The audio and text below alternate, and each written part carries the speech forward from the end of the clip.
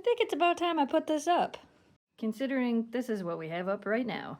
Welcome to the review. Today, you guys, we are doing a review of this beautiful red, white, and blue wreath.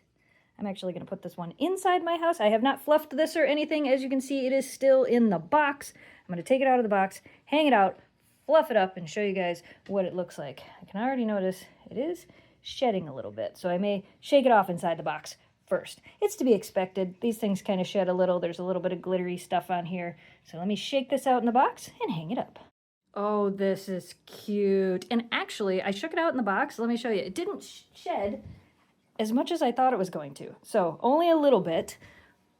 This is so cute. This is the perfect summer wreath. This can be used on your outside door, but we've been hanging a wreath on our inside door because now I get to enjoy it more than the people that drive by my house.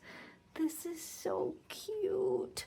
The red, white, and blue colors. Oh, I love it. So it does, you can see here, it is like a fake wood type of wreath with the little fake flowers.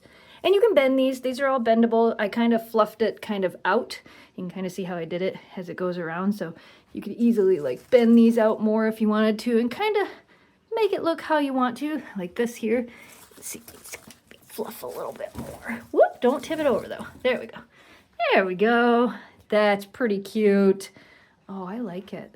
This is nice. This will be my new summer wreath for all of summer. If you guys are looking for a really nice, cute, adorable wreath to hang in your house or on your front door, we recommend this.